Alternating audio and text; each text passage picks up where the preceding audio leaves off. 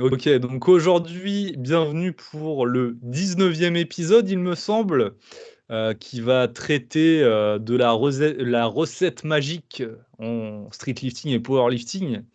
Enfin, en tout cas, on va essayer de la définir et de vous développer un peu tout ça.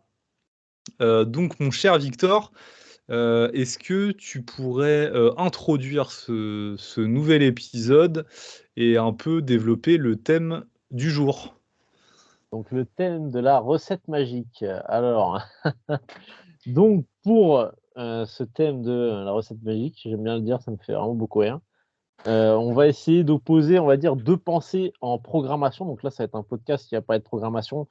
J'espère que ces podcasts qui parlent spécifiquement de programmation vous régalent, parce qu'il faut comprendre quand même que la programmation, c'est le cœur de tout, hein. C'est-à-dire que la programmation, c'est faire évoluer vos séances les unes par rapport aux autres dans une vision plus ou moins globale.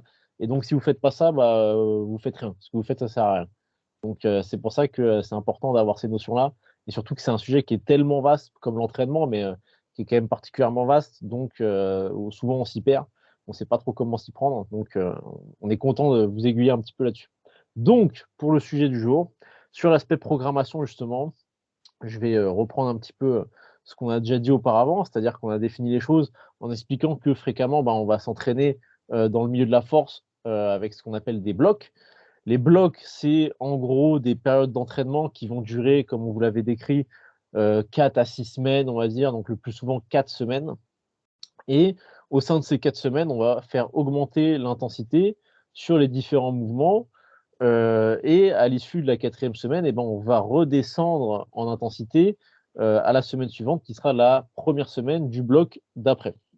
On va avoir un roulement de cette manière-là. Et donc, la question là qu'on va essayer de se poser justement, c'est au sein de ces blocs, comment est-ce qu'on va s'y prendre pour programmer. Parce qu'il y a un petit peu cette idée de, c'est simple, ok, donc c'est cool, j'ai cette notion de, il y a des blocs, je fais augmenter l'intensité au fur et à mesure des blocs, et quand j'arrive à la fin de mon bloc, je redescends l'intensité, etc. J'essaye d'un bloc à l'autre de battre mes records, de faire des charges plus élevées, etc. Et donc, la question après, c'est comment? C'est bien d'avoir ces notions-là, mais du coup, dans l'aspect concret, comment est-ce que je fais ça concrètement? Et donc, une des façons qui pourrait être envisagée de faire ça, qu'on va vous décrypter un petit peu et après qu'on mettra en opposition avec une autre, c'est je vais avoir mes formats d'entraînement. Donc, pareil, auparavant, ce qu'on vous a dit, c'est que fréquemment, sur mes mouvements de compétition, je vais faire 2 fois mes mouvements dans la semaine. C'est un plutôt bon compromis. Et donc, je vais avoir 2 formats par semaine qui vont évoluer sur 4 semaines, donc dans un bloc. Et sur ces 2 formats, je vais avoir donc, je sais pas, peut-être le format 1, ce sera mon format principal sur les dips pour prendre des exemples assez concrets. Et je vais faire, là, je balance des trucs un petit peu au hasard, mais juste pour avoir des trucs, des repères, je vais faire aller un triplé en top 7, donc une série de 3 en top 7 un peu plus lourd, et ensuite des back-off, donc des séries un peu plus légères qui suivent le top 7. Et je vais faire, admettons, voilà, pareil, toujours, mais juste pour avoir un ordre d'idée, un 4x5. Voilà. Donc ça, ce serait ma séance 1, mon format principal. Et séance 2, je sais pas, on va dire, je fais 3 fois 4 en posé à une charge fixe. Voilà. Je fais évoluer les charges tout au long de mon bloc sur ces formats que j'ai cités. Et donc, une fois que j'arrive à ma 4e semaine, j'arrive à des intensités qui sont hautes, c'était difficile, j'ai validé ce que j'avais prévu sur les formats en question. Qu'est-ce que je fais ensuite pour le bloc qui suit? Et donc, ce qui pourrait venir à l'esprit, ce serait de refaire exactement la même chose, donc les mêmes formats, avec les mêmes nombres de répétitions, avec à peu près les mêmes écarts de pourcentage entre, par exemple, le top 7 et le back-off, enfin les back-off, et entre la séance principale et la séance secondaire avec le posé, donc la variation, voilà. Et simplement, je vais décaler les charges, je vais augmenter. Admettons, j'ai commencé semaine 1 du bloc 1 à top 7, 3 reps à 50, back-off 4x5 à 32,5, voilà, au hasard.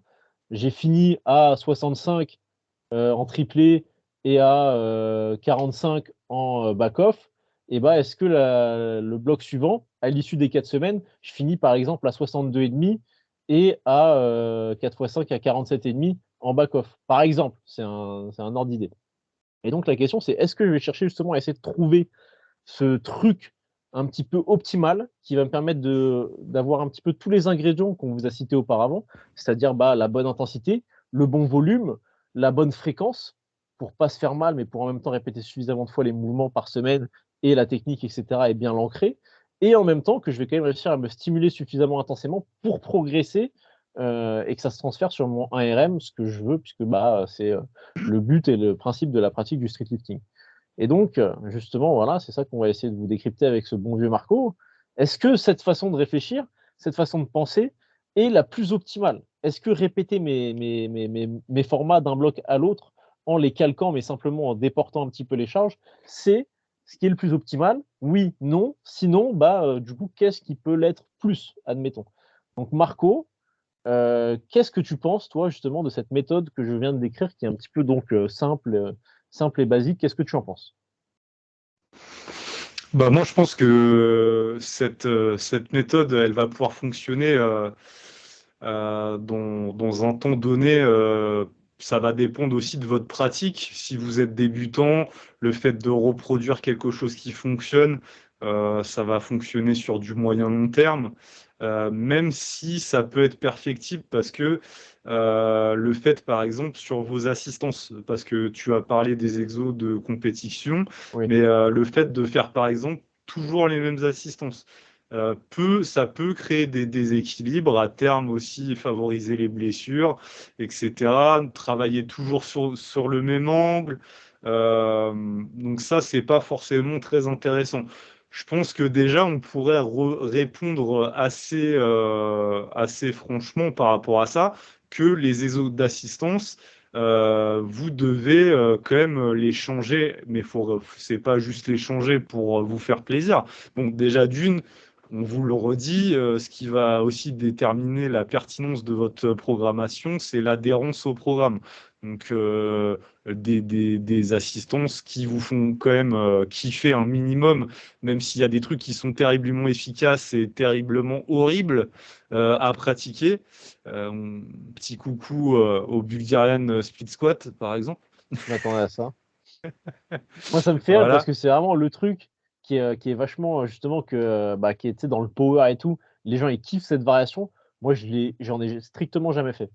J'avais Ouais. essayé une fois, je Mais trouvais ça pas fais-la, stable, mon j'aimais gars, pas. tu vas faire 300 au squat. C'est sûr. Après, tu vois, c'est ça la question, c'est est-ce qu'il n'y a pas autre chose qui est finalement peut-être plus pertinent à voir, à voir. Ça, C'est ça, à voir. on pourra reparler des variations. On a déjà fait un podcast avant sur les variations, mais on pourra redévelopper un petit peu le sujet sur comment choisir ces variations plus tard.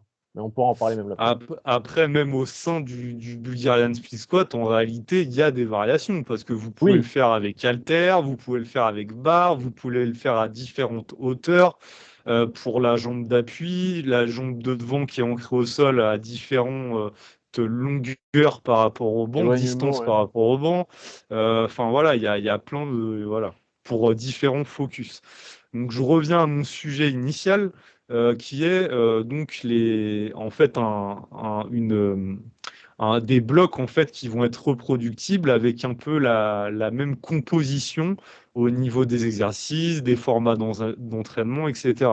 Donc ça, ça peut être bien, comme je le dis, dans une vision moyen-long terme, si vous n'avez pas vraiment de but précis à atteindre, si vous n'avez pas non plus trop de déséquilibres qui se manifestent ou de choses qu'il faudrait plus travailler. Par exemple, je sais pas, sur un dips, on va voir un peu que pendant la phase, la deuxième partie de la poussée, il y a des difficultés, peut-être mettre un peu plus de focus sur les triceps, etc. Enfin, des trucs comme ça.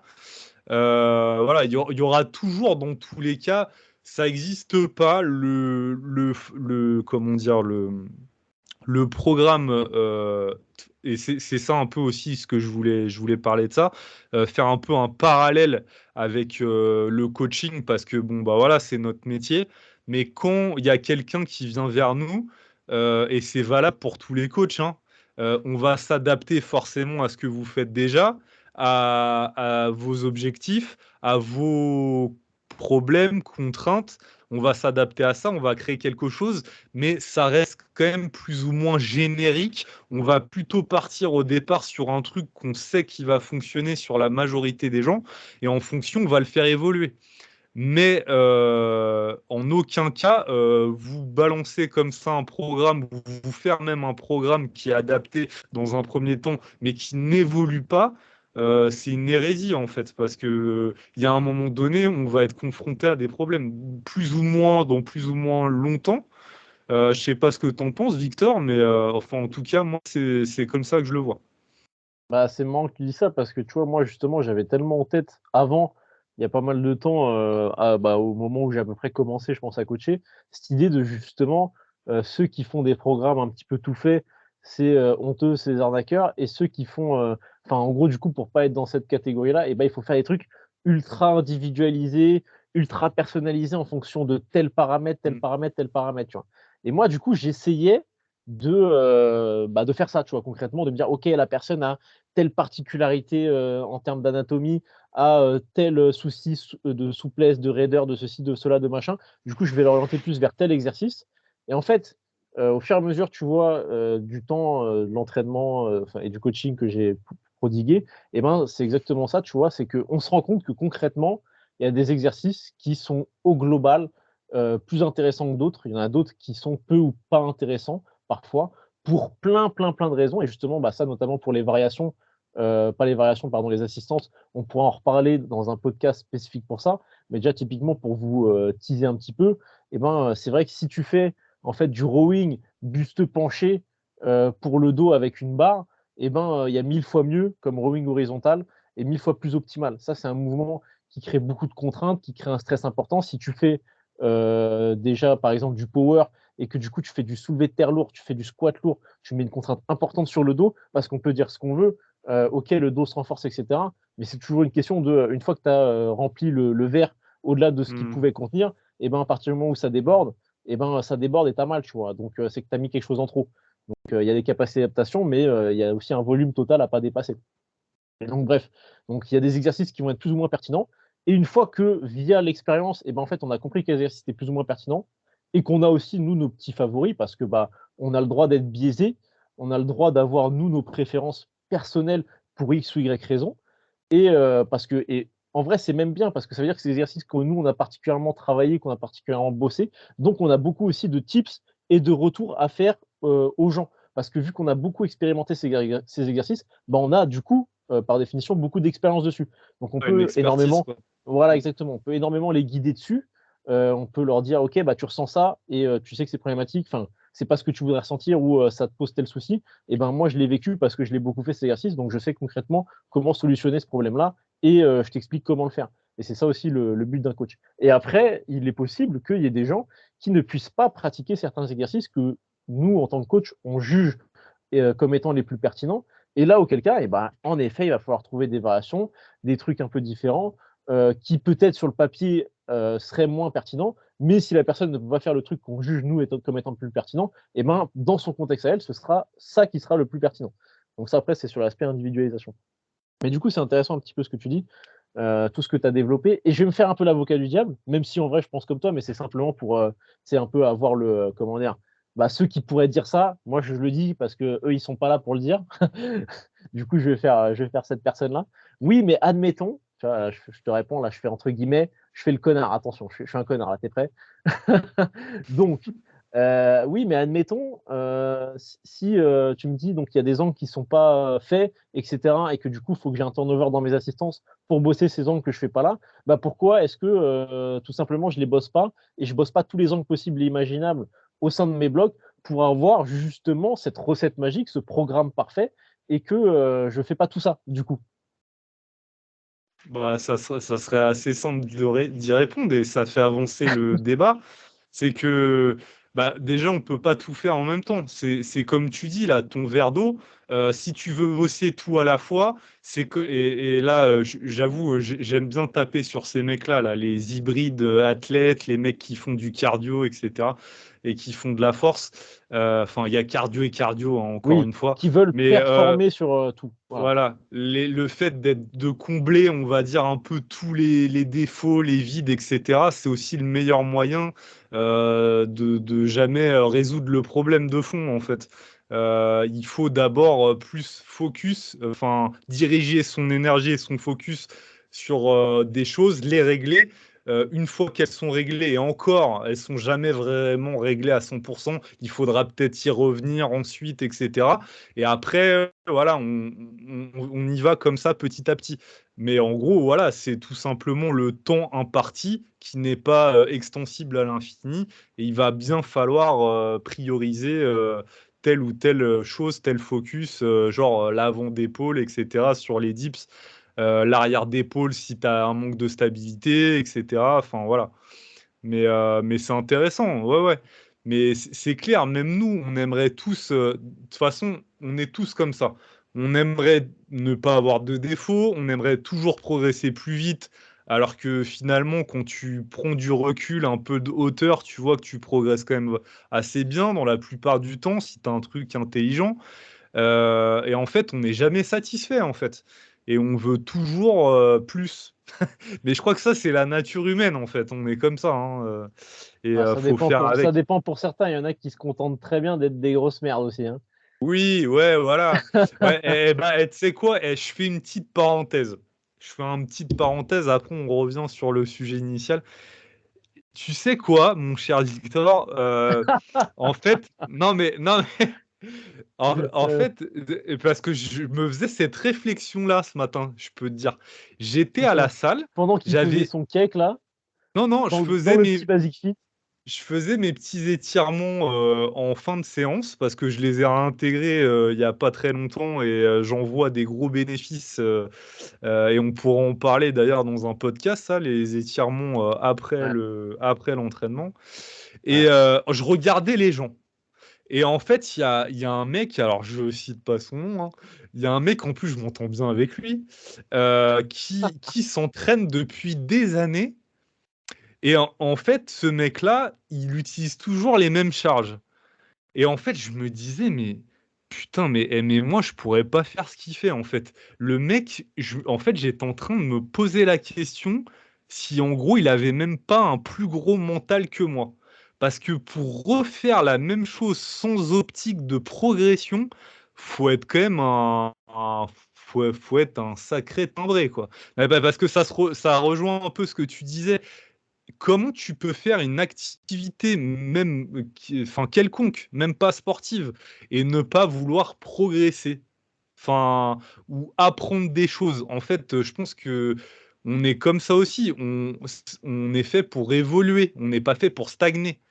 Et ça, c'est un truc de fou. Enfin voilà, petite parenthèse, mais dédicace à tous ces mecs qui s'entraînent depuis 10 ans, qui utilisent toujours les mêmes charges, qui ont toujours les mêmes physiques et qui te disent ah non non mais moi lourd non non je charge pas sauf que bon bah ces mecs-là voilà quoi on Ouais, les non, mais connaît.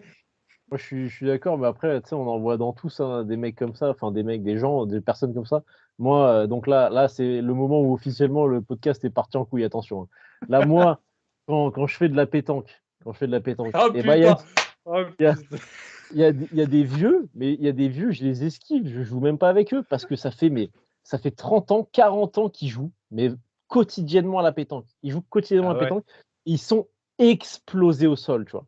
Ils sont nuls à chier, mais vraiment, mais nuls à chier, tu vois. Et je me dis, mais comment c'est possible que tu aies pratiqué pendant des années, jour après jour, une activité et que tu n'aies pas cherché à te perfectionner toi-même, en fait. Que tu n'aies pas eu ouais, l'ego, parce que c'est en fonction de ça, en fait. C'est ouais, vraiment, c'est l'ego qui est moteur, là, dans ce cas-là, tu vois. De te dire, OK, il y a des gens que je les ai jamais vus jouer. Ils ont commencé à jouer avec moi, ils étaient nuls à chier parce que forcément ils commençaient. Et 3 mois plus tard, ils m'atomisent. Est-ce qu'il n'y a pas un souci? Est-ce que je suis pas en fait en train d'être sur la mauvaise route?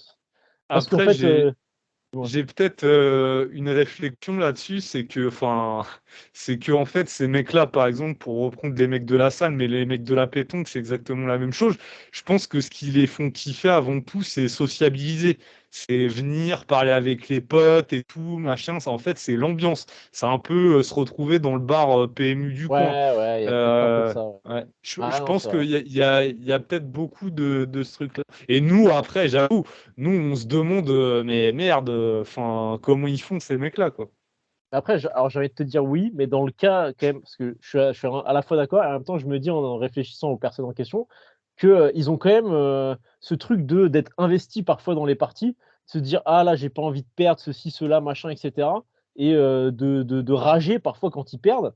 Et je me dis mais en fait si tu rages quand tu perds, moi en fait quand j'ai perdu, mais dans n'importe quel domaine que ce soit, que j'ai été face à quelqu'un qui a été plus fort que moi, et plus le gap est important, plus mon ego en a pris un coup, plus je me dis ok il va falloir que je m'entraîne, mais des heures d'affilée tout seul pour fumer cette personne, revenir face à cet individu et lui fumer la gueule en fait.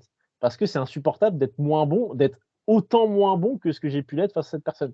C'est l'esprit shonen. En fait, si vous connaissez pas ça, allez regarder One Piece, Naruto, je vais pas citer Dragon Ball, etc. Bon, tous, et revenez après. Tu vois, il y a un moment où il faut se dépasser, putain. Si t'apprends pas le Rasengan, le Kamehameha, et à faire des Gomu no pistoles, il y a un moment, tu pourras pas te taper contre la marine, si tu veux. Le mec, il mélange tout, il pète un câble. Je vous ai dit, c'était l'instant où ça partait en couille. On a voulu parler de programmation, on a voulu vous faire un podcast sérieux, de qualité, de trucs, d'un sujet compliqué mais important, et on vous dit n'importe quoi. Bah, mais c'est pour ça qu'ils nous écoutent aussi. Oui, Ils c'est aiment ça. bien un peu, tu vois, ces sorties de route. Donc là, Ah, c'est on ça. en revient un peu au sujet. Donc en gros, en opposition, la recette magique qui peut être reproductible et les formats qui évoluent. Donc en fait, on pourrait conclure comment? On pourrait conclure que la recette magique, elle est magique dans un instant précis. C'est quand même assez rare qu'elle soit valable sur 10 ans, la recette magique. Donc c'était un peu, en fait, c'est de la logique, hein, mais donc voilà. Donc pour refermer ce sujet-là et pour enchaîner sur la suite, c'est en gros vous expliquer un peu les différents blocs et les utilités qu'ils ont. Et là, je te laisse la parole, mon petit Vico, et puis je développerai si besoin. Et bien alors, c'est simple. Donc là, par exemple, ce que je vous ai formulé avant, je vous ai donné des formats concrets. Je vais reprendre les formats que j'ai donnés avant et l'exemple précis pour que vous ayez un ordre d'idée. Donc j'ai dit des dips, 2 séances par semaine, bloc 1 sur 4 semaines. On commence avec un triplé, avec un 4x5 en back-off, avec du posé 3x4 dans la séance bis. Et je maintiens tout pareil. Donc les mêmes nombres de répétitions, les mêmes nombres de séries. Simplement, je module les charges d'un bloc à l'autre. Ça, c'est la thèse numéro 1. Le problème de faire ça, le problème de faire ça, c'est que je ne vais m'entraîner que selon les spécificités de ce format que je viens de décrire en fait. Il faut se dire la force, c'est quelque chose qui est assez compliqué parce que c'est une caractéristique qui est spécifique, qui est a priori très basique parce que la force, comme nous on l'entend, c'est faire une répétition avec la charge la plus élevée possible sur des mouvements qui sont précis, qui sont définis selon la discipline. Mais pour arriver à ce résultat-là, eh ben, il y a plein de manières de faire. Il y a plein de manières de faire, mais toutes ne fonctionnent pas sur du long terme. C'est-à-dire que, admettons, je veux devenir le plus fort possible à un instant T sur du court terme. Je vais faire un bloc, je vais m'entraîner, je vais faire le mouvement une seule fois dans la semaine et je vais faire une single. Une single, je vais rajouter 5 kilos par semaine. Admettons. Et ben ça me rendra plus fort, à proprement parler, sur du court terme, peut-être pas moi précisément. Parce que moi, je suis assez optimisé, je suis pas débutant, je suis pas intermédiaire, donc moi, ça fonctionnera probablement peut-être pas. Mais quelqu'un qui a une technique à peu près potable, qui a déjà une certaine base musculaire, il fait ça, il deviendra plus fort. Il fait une single par semaine, 2 fois par semaine, admettons même, en variant peut-être l'intensité de l'une à l'autre, pas forcément de mettre plus lourd au sein de la même semaine. Il augmente la charge d'une semaine à l'autre, il deviendra plus fort. Pourquoi c'est problématique de faire que ce format-là? De la même manière que c'est problématique de faire que le format que j'ai décrit avant. Vous ne travaillez pas plein de choses parce que vous vous cantonnez, comme je l'ai dit, à ce format-là. Du coup, toutes les autres choses que vous pourriez travailler avec les autres formats, eh ben, vous vous en écartez. Vous ne construisez pas une base musculaire stable et solide parce que là, par exemple, dans le format que j'ai donné, vous n'avez pas assez de volume. Admettons. Vous ne bossez pas suffisamment la mise en tension sur la descente parce que vous ne faites pas de focus précis dessus. Il y a du posé, ok, mais le posé, je peux très bien me laisser tomber à la pause et ensuite redémarrer. La variation du posé me permet un seul truc, c'est justement d'être à peu près solide en bas et après de redémarrer d'une position où j'ai pas d'inertie. Donc, je peux inclure du tempo. je suis faible dans la deuxième moitié de la remontée, je peux me faire des dips avec des élastiques, je peux me faire du statodynamique. Tout ça, c'est un éventail de variations que j'utilise pas déjà avec l'exemple que j'ai donné avant. Ensuite, dans l'exemple que j'ai donné après, eh ben, je ne construis pas suffisamment d'une base masse musculaire. Donc, ok, peut-être que j'ai déjà de la masse musculaire, donc je peux exploiter cette base-là et profiter de ce format où je fais que des singles, même s'il n'est pas du tout optimal. Mais admettons, ça peut fonctionner. Mais si je le reproduis à nouveau d'un bloc à l'autre, il y a un moment où je vais perdre en masse musculaire. Je vais peut-être optimiser certaines adaptations au niveau central, mais ça va très vite voir ses limites. Pareil, je ne vais pas répéter suffisamment de fois le mouvement, donc je vais perdre une certaine façon de l'automatiser. Je vais avoir une certaine dégradation technique au fur et à mesure du temps. Donc, l'idée, c'est de se dire, OK, mes blocs doivent, moi, en tout cas, c'est la vision que j'en ai. Après, on pourra en discuter plus ou moins, mais doivent avoir des focus précis et nous amener progressivement vers certaines choses, en fonction du niveau de la personne, en fonction de ses spécificités, etc. etc. Il faut que le bloc, via une ou des variations, vienne corriger déjà des problèmes techniques majeurs. Il peut y en avoir plusieurs, donc on ne va pas rajouter une variation par problème technique, parce que sinon, on fait que des variations, on fait plus de comp. Il faut aussi faire du comp, mais avec l'intention, et ça, c'est une notion dont on a déjà parlé, qui est déjà on a déjà pas mal développé, mais avec l'intention de penser aux problèmes techniques et de les corriger, sans forcément avoir une variation précise pour. Bref. Et je me suis un peu perdu dans ce que j'ai dit. J'ai commencé à dire trop de trucs, j'ai pété un câble. Je me suis énervé là. Où est-ce que j'en suis? Et donc oui, et vous devez avoir ces notions où vous devez travailler à la fois, faire des focus sur la technique, à la fois des focus sur le volume, développer la masse musculaire, être sur de développement des tissus périphériques, à la fois peut-être faire un développement sur peut-être plus les tissus conjonctifs avec du tempo, avec des isométries, avec ce genre de format, de modifier les régimes de contraction ou en tout cas les prioriser différemment. Vous devez faire des focus ensuite sur transférer tout ce que vous avez construit durant ces phases que j'ai citées avant pour justement augmenter votre 1RM spécifiquement si vous vous approchez donc d'une phase compétitive. Il ne faut pas qu'en permanence, vous cherchez à augmenter votre 1RM. Il ne faut pas que d'un bloc à l'autre, il y ait une priorité, un focus direct à l'augmentation du 1RM. Il faut, au sein de plusieurs blocs, construire pour ensuite exploiter, au sein de peut-être un ou deux blocs pré-compétitifs, tout ce travail qu'on a fait et qu'ensuite ça ait cette rentabilité sur du 1RM. Voilà. euh, je sais pas, là, je suis parti un peu en exposé de fou. Voilà, je te laisse. Ouais, masterclass. Masterclass. Non, mais ouais, non, mais bah, déjà, t'en as dit beaucoup. Après, moi, je pourrais un peu compléter où on peut avoir aussi des blocs transitoires où, par Ouais. exemple, notamment quand il y a.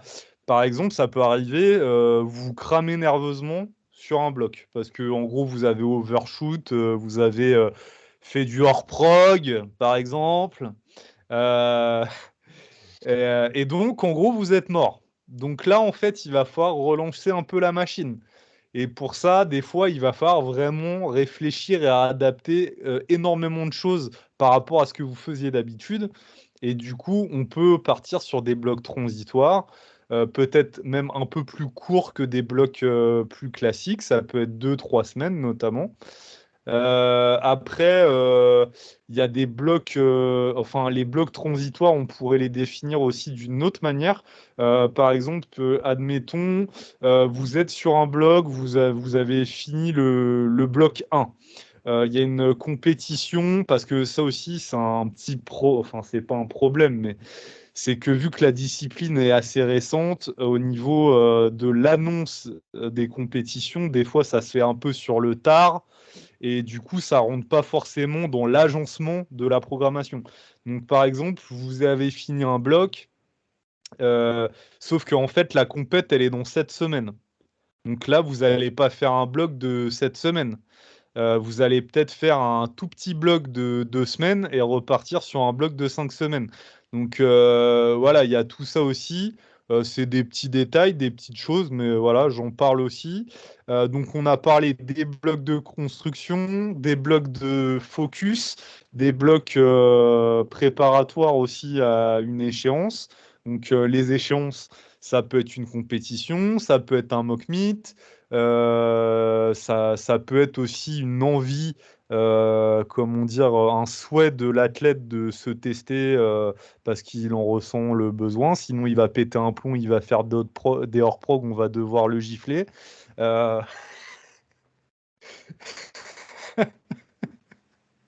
Mais tu sais que ça, c'est un truc, maintenant je le dis systématiquement, et je pense que c'est important, surtout que, tu vois, on a affaire un peu, tu vois, deuxième petite parenthèse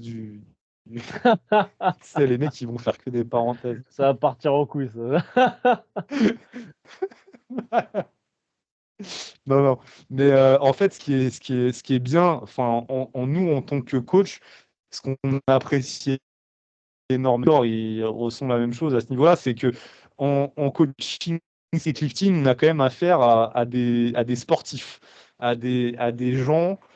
C'est quand même pas des débutants, c'est des gens qui s'entraînent depuis des années. C'est hyper agréable pour nous, dans la majorité des cas, de bosser avec ce genre de profil. Et du coup, je me suis perdu aussi, je sais plus ce que je voulais dire.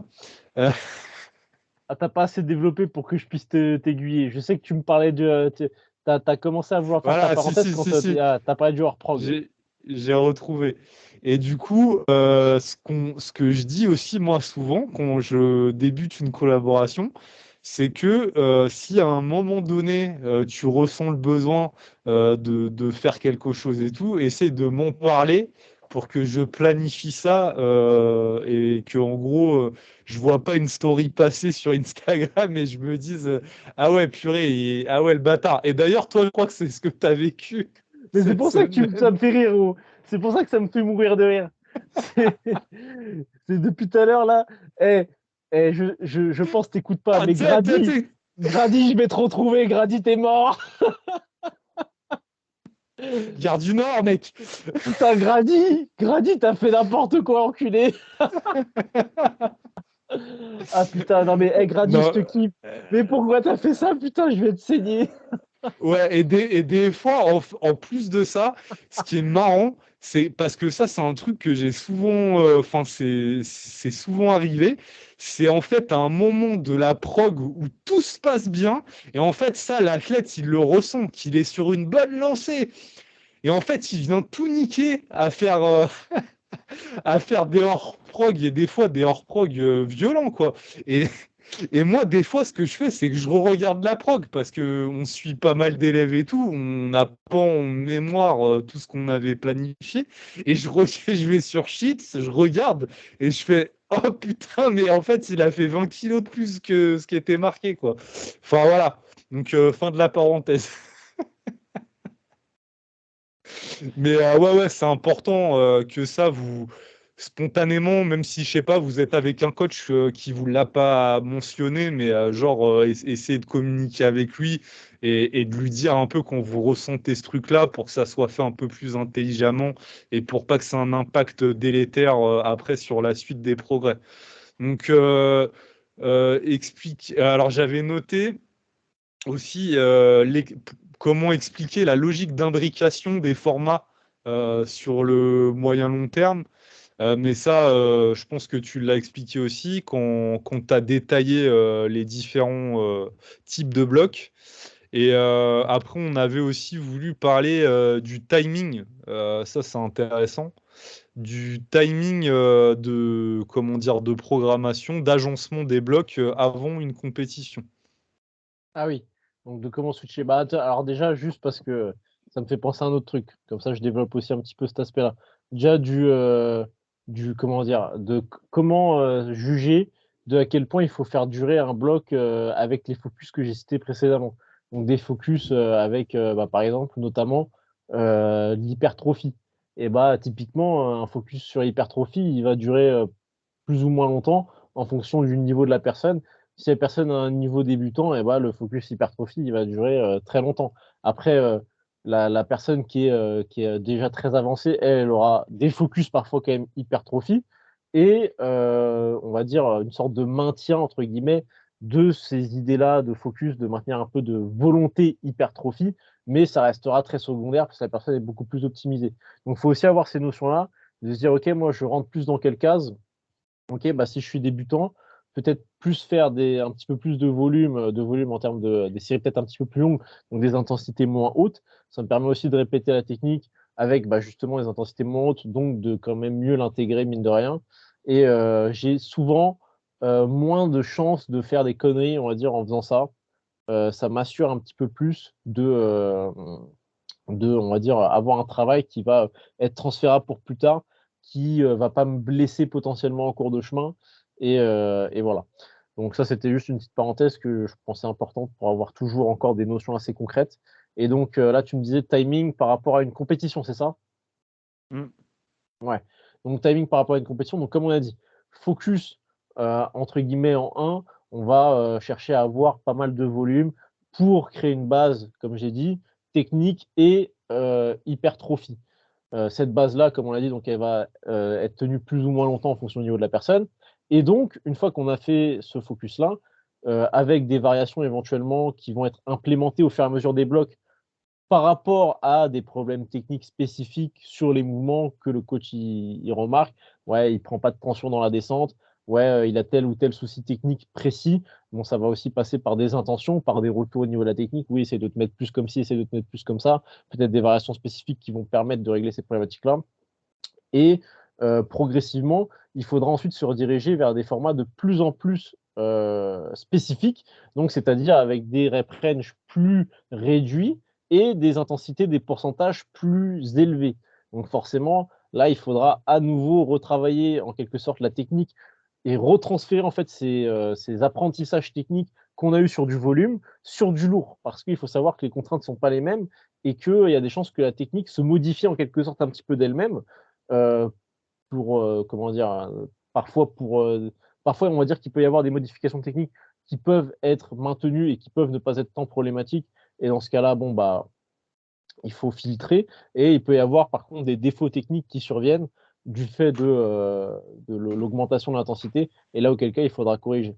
Mais donc, bref, plus je vais m'approcher d'une échéance compétitive, plus je vais, donc, comme j'ai dit, bah, diminuer mes rep range, augmenter mon intensité jusqu'à donc arriver à la phase pré-comp où je vais être donc dans ce qu'on avait expliqué sur notre podcast sur justement la compétition, la préparation d'une compétition, et que je vais avoir donc un bloc de picking où là je vais cumuler pas mal d'intensité. Donc je vais être un petit peu au paroxysme de ça. Je vais avoir des intensités quand même assez hautes sur des rep range pareil qui sont quand même vraiment courts. Et là je vais monter donc haut en RPE. Je vais vraiment aller chercher donc une difficulté perçue élevée sur ces intensités hautes. Quand je dis intensité, ça ne veut pas forcément dire la difficulté perçue. Difficulté perçue, c'est vraiment la notion de RPE qui est subjective. Et l'intensité haute, ça veut dire simplement bah, des hauts pourcentages. Typiquement, j'ai un max à 100 kg, 95%, c'est une intensité haute. 60%, c'est une intensité plutôt basse.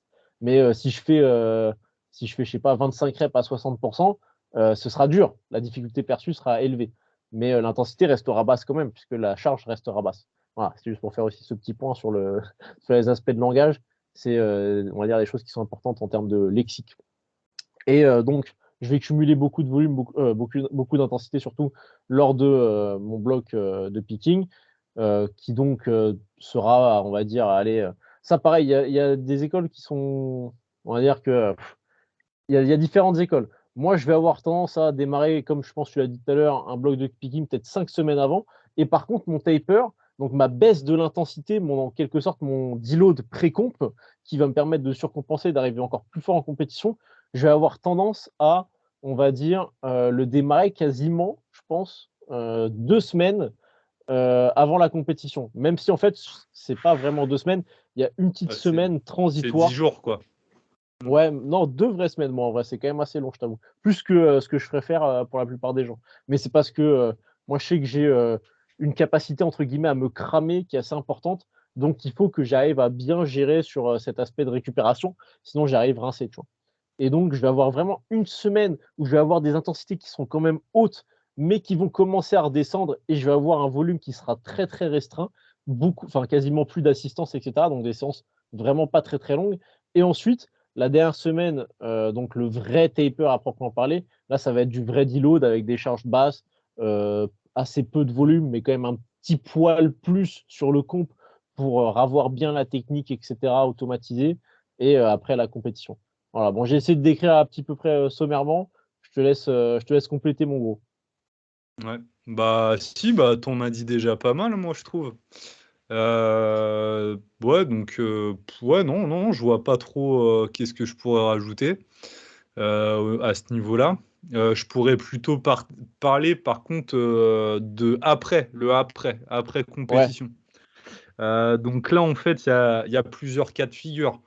Il y a le cas de figure où vous avez encore une autre échéance ah qui oui, suit peut-être un mois après, ou bah, typiquement, ça va être le cas là de pas mal d'athlètes parce que en fait, ils font la FNSL Grand Ouest et après, ils vont faire une autre compétition en juin.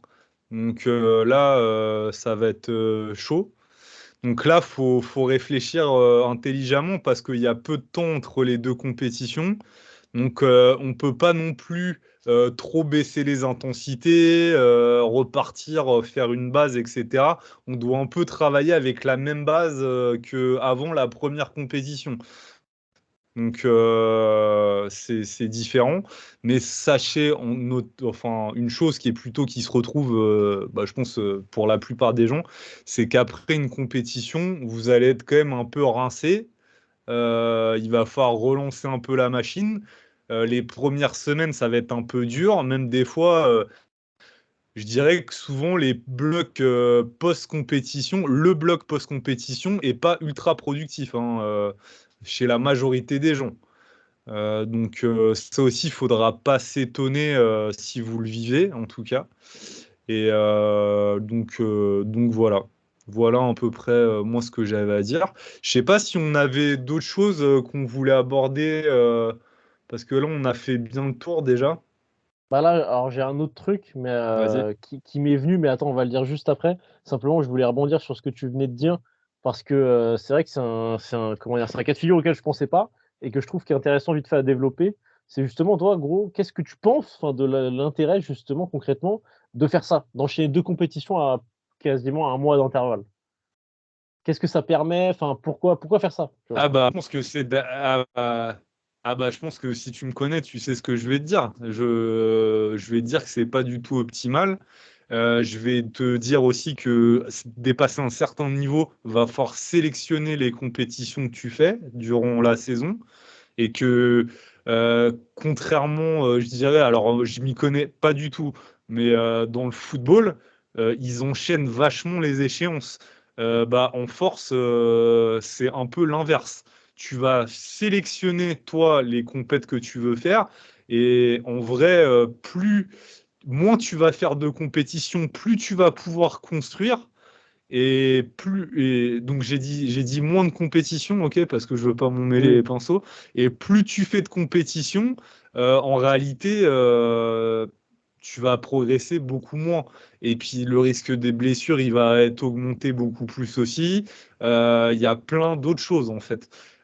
C'est pour ça que des fois, même, il y a des compétitions, et ça, alors je rentre encore dans le détail, chez des pratiquants avancés qui prennent des compétitions comme un peu un échauffement, on va dire, comme un peu un mock meet, où en gros ils vont pas être à fond. Et ils vont se donner vraiment sur l'échéance en question, the échéance. Ouais. Et ça d'ailleurs, on le voit surtout en powerlifting, où les mecs, par exemple, quand ils savent qu'ils ils sont en tête, que voilà, il y a de grandes chances qu'ils finissent premiers. Ils se donnent pas à fond sur les France. Et puis après, ils donnent tout, par contre, aux Europes ou au monde. Donc, Ouais.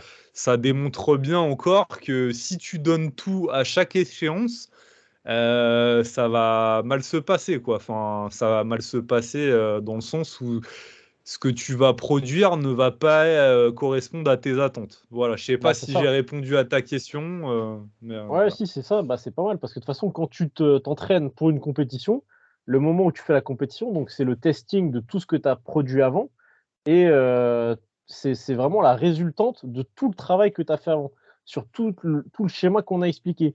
Donc où tu vas cumuler du volume pour la technique, pour la masse musculaire, pour la répétition, en ayant des focus sur certains points et ensuite, au fur et à mesure, tu vas vraiment avoir cette, phase d'entonnoir où tu vas avoir de moins en moins de volume, de plus en plus d'intensité et cetera et cetera et tout ça, ça va amener à la performance que tu vas faire sur la compétition qui, on l'espère, et ça, ce sera vachement dépendant donc de la toute fin via le bloc de picking et le taper, sera donc représentatif de tout le travail que tu auras fait avant.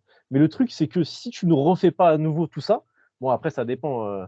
Voilà, peut-être pas, je sais pas, toi, si tu as fait genre 8 mois vraiment de hors compète, enfin de pas de compète, pour ça, peut-être pas qu'il te refaudra 8 mois à nouveau. Mais si tu veux progresser et refaire plus, eh ben, il faut reconstruire à nouveau plus que tout ce que tu as fait avant.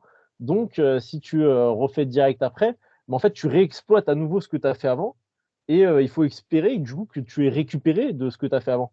Parce que si tu n'en as pas récupéré, bah, il n'y a aucune chance, puisque en plus, tu n'auras pas reconstruit, que tu fasses plus, tu vois. Ou alors, c'est vraiment parce que peut-être tu avais des barrières psychologiques sur la première et que là, tu as réussi à casser les barrières psychologiques et du coup, voilà, ou même des aspects de, je sais pas, organisationnels sur la compétition, etc., que tu as gagné en expérience, mais c'est des gains qui s'expriment via le court terme. C'est pas de la vraie construction que tu auras fait via l'entraînement. Donc ça, c'était intéressant. Et donc moi, ce que je voulais dire juste avant, là, auquel j'ai pensé que ça m'est revenu, c'est, et ça c'est une erreur que j'ai fait pendant un bon moment, je pense, de vouloir en fait systématiquement d'un bloc à l'autre, euh, systématiquement battre en fait des records, enfin des records. Pas forcément des records, mais forcément faire plus que sur le bloc précédent sur tous les formats. Si tu reproduis des formats, de vouloir à chaque fois, ok, tu as fait 4x5 là, il y avait un top 7 avant, tu as fait plus sur le top 7, mais il faut aussi que tu fasses plus sur les back-off, sur le 4x5. Il faut que tu fasses plus sur la séance bis. Il faut que tu fasses plus partout. Si tu n'as pas fait plus partout, c'est pas bon, tu vois. Il ne faut pas que tu refasses pareil, il ne faut pas que tu refasses moins. Et ça, c'est une énorme erreur parce que, encore et toujours, bah, c'est exactement ce qu'on vient de vous dire. Quand on va chercher systématiquement à faire plus, on est toujours dans cette course à vouloir se tester, en fait, à vouloir exprimer ce qu'on a produit, ce qu'on a créé. Et si à chaque fois on reproduit des intensités trop hautes, trop fréquemment, peu importe le format, que ce soit sur un 1RM, que ce soit sur un 3RM, un 5RM, un 4x5, un 4x8, peu importe le format, et ben, si on est toujours sur les intensités max trop élevées, et ben, ça construit rien en fait. Ça exprime quelque chose. Et donc le but, c'est de pas forcément avoir que comme repère de progression une charge, un nombre de séries et un nombre de répétitions, mais avoir également une exécution. Ok, j'ai une meilleure exécution, j'ai une meilleure technique, je suis plus compact, je suis plus solide, j'ai tels critères qui sont meilleurs sur ce format à une charge plus ou moins proche de il y a un mois, sauf que je suis meilleur techniquement et c'est un format qui est à peu près similaire et je suis à une charge qui est à peu près similaire, etc. Donc, c'est un repère de progression, même si ce n'est pas un repère purement objectif. Si vous avez un coach et que vous êtes bien accompagné, et ben normalement, le coach, lui, peut vraiment. Parce que parfois, on peut se mentir un peu à soi-même. Oui, c'est mieux. Oui, oui, c'est mieux. J'ai fait mieux là. Alors que, en fait, non. Mais normalement, le coach doit être capable de vous dire oui, là, techniquement, c'est mieux. Même ça bouge mieux. Le RPE, il est un petit peu moins élevé aussi. Et ça, c'est un gain. Déjà, si je bouge une charge à l'issue d'un bloc plus rapidement et que c'est la même que le bloc précédent, et ben déjà le fait de la bouger plus rapidement avec un RPE plus bas, et ben c'est mieux. C'est pas quand on arrive à des niveaux élevés, faut pas systématiquement vouloir progresser sur tout parce que les adaptations elles se font plus autant vite que ça. La marge de progression elle est moins élevée et c'est plus possible en fait de progresser partout, partout, partout. Et c'est là où justement par contre parfois le fait de programmer avec des RPE peut être intéressant. Après avec comment dire l'espérance idyllique que l'athlète s'autorégule correctement. Mais c'est vrai que parfois, bah, programmer avec des RPE, ça peut être pas mal parce que le RPE, c'est pas une charge fixe, c'est pas une charge précise. Et OK, à ce moment-là, je veux que tu sois à cette intensité-là et c'est tout. Je veux pas que tu sois à plus. Je veux que tu sois à cette intensité-là, c'est tout. Et ça, c'est vrai que ça peut être pas mal du coup, pour cet aspect-là. De ne pas vouloir tout le temps battre une charge absolue, quoi. Ouais, c'est ça. Et puis on le voit de toute façon, souvent en fait, c'est plutôt les jeunes athlètes ou peu expérimentés qui arrivent à progresser comme ça en se testant vachement régulièrement, etc. Et puis à l'inverse, les mecs plus avancés, ils vont sélectionner bien leur échéance, ils vont faire très peu de compétitions, ils vont se conserver durant la saison, la saison off, quoi. Enfin, pas la saison off, parce que, le moment où ils vont pas faire de compète. Et, ouais, donc, ouais, tout ça. Et puis, si, enfin, par exemple, moi, je te poserais, tiens, je te poserais bien une question. Et ça, c'est une question piège. Genre, le Oh, mec, t'as vu excellent, j'adore. le teasing de ouf. Qu'est-ce que tu penses des mecs expérimentés, parce que ça, on en voit aussi, qui PR toutes les semaines. Alors, PR, ça veut pas dire juste sur un RM, hein. Ils peuvent PR sur différents formats et tout, mais les mecs, toutes les semaines, ils PR. Qu'est-ce que t'en penses? Mais Alors, ils arrivent à progresser comme ça, hein, et ils PR toutes les semaines. alors déjà, il y a plusieurs cas de figure. Moi, par exemple, je fais pas de shrug, ok? Je fais pas de shrug à la barre. Là, Qu'est-ce qu'il va me raconter? admettons, là, je descends dans mon garage. Je charge une barre à 200. Je fais une série de 10 shrugs. Ce sera un PR. Donc, en gros, pour dire que, ok, il y a des mecs qui perdent tout le temps, mais si c'est des mouvements qui font peu fréquemment et tout, ça, c'est le truc qu'on retrouve pas mal dans le CrossFit. Alors Ensuite, attends, je fais une petite précision. C'est sur des mouvements de compétition. ok. Mais j'aimais bien mon exemple, il me faisait marrer. Bref. Ouais, il était bien. Et donc, sur des mouvements de compétition, bah alors après, ça dépend parce que en fait, ça dépend comment les personnes s'entraînent avant, tu vois. J'ai envie de te dire, si la personne, comment dire, elle a PR sur un 4x6 et je sais pas, tu vois, elle a pas fait de 4x6 précisément, tu vois, genre de 4x6 depuis peut-être, je sais pas, peut-être un an, tu vois. C'est possible, peut-être elle a fait des 4x7, peut-être elle a fait des 4x8, peut-être elle a fait des 3x7, peut-être elle a fait des 3x6, admettons, tu vois. Mais elle a pas Ah, fait de vas-y, je vais faire ça, 4x6. mec. Ça, c'est une bonne technique. Les gars, vous restez sur un seul format toute l'année. OK? Et tous les ans, tous les ans, vous faites des tests pendant une semaine où vous changez les formats. Et vous allez voir, vous allez perdre, les gars. Vous allez perdre, c'est sûr. Non, mais tu vois, il y a un peu de ça aussi. C'est, admettons, tu vois, tu as fait que des trucs, des formats différents. Et là, bam, tu refais des formats plus courts. Et bah, tu vas peut-être repérer sur ça parce que ça fait je sais pas combien de temps que tu n'en as pas fait. Et du coup, bah, tu as quand même créé une base, tu as construit quelque chose.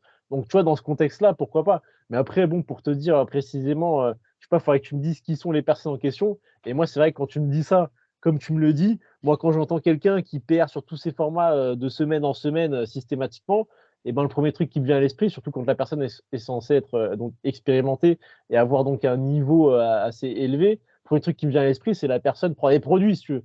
Parce que ça veut dire que la personne qui est censée donc être optimisée et donc avoir une marge de progression limitée, et ben, elle arrive à progresser énormément et rapidement. Donc, c'est un peu étonnant, tu vois. Et sinon, après, l'autre possibilité, bah, c'est celle que pour moi j'ai évoquée. Tu vois. Je sais pas si toi, tu en vois une autre de possibilité. Euh, ouais, bah c'est à peu près ça. On pourrait émettre aussi que voilà, la personne est extrêmement douée et elle arrive à progresser à l'infini, un peu comme ça, enfin, sur une période assez longue. Mais c'est vrai que voilà, c'est pas le reflet, en tout cas, ces personnes-là, en tout cas, faut pas qu'elles vous comment dire, qu'elles vous rendent frustré, en fait. Faut pas que vous identifiez à ces personnes-là parce que c'est des cas très isolés, très particuliers. Enfin, voilà, c'est comme l'a dit Victor, enfin, on PR pas tout le temps et enfin voilà, et puis il faut savourer aussi. Imaginons on PR tout le temps, ça a plus aucune valeur. C'est vrai, Mais c'est vrai. c'est vrai, bon, il y a des mecs aussi, ils abusent. Alors, bon, ça, je le fais aussi, qui PR au RPE, qui PR Ah sur oui, différents formats, qui PR ouais. au poids, parce qu'ils sont plus légers, Ah qui oui, PR à plein de trucs. Tu vois, tu c'est peux vrai. inventer plein de choses. Donc, c'est un peu ce que tu disais. Ouais, Si les mecs PR sur plein de formats différents, on veut, c'est enfin vrai. voilà. Mais J'ai donc PR oui. voilà, j'ai changé chaussures altéro, j'ai PR à mes nouvelles chaussures altéro, j'ai PR à ceci, oui, oui, c'est vrai. Ouais, voilà. Dès Ouais, qu'il y c'est a, dès ça. qu'il y a le moindre changement de J'ai repère, j'ai j'ai PR à la hauteur de rack de barre. j'ai PR à l'heure d'entraînement, mec. Je suis allé m'entraîner à 11h59. Habituellement, c'est midi, j'ai PR, mec. Ah ça, voilà. Ça, c'est vrai que ça, ce serait, il y a des gens qui font un petit peu des trucs comme ça et c'est vrai que c'est assez marrant. Les Ok. P-erreurs. On va faire une vidéo là-dessus.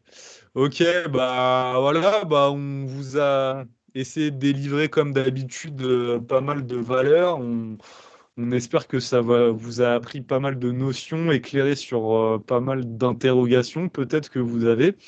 Et puis sinon, ce week-end aura lieu donc la FNSL Grand Ouest, mais l'heure à laquelle sortira ce podcast, ça sera dimanche à midi, donc on sera sur la dernière journée de compétition. Il y a une autre compétition de street lifting qui se fait en duo, qui aura lieu le 10 juin à Rennes, organisée par la A-Squad. Après, on aura du coup la compétition aussi, bah, forcément Final Rep qui aura lieu du 30 septembre au 1er octobre. Donc du coup, nous, on y sera. Victor, il y sera en tant qu'athlète. Moi, j'y serai en tant que coach. Il y aura d'autres athlètes aussi qui seront avec moi, que je coach. Donc voilà, on vous souhaite un très bon week-end et puis on vous dit au prochain épisode. Salut! Ciao. Magnifique. Magnifique, magnifique.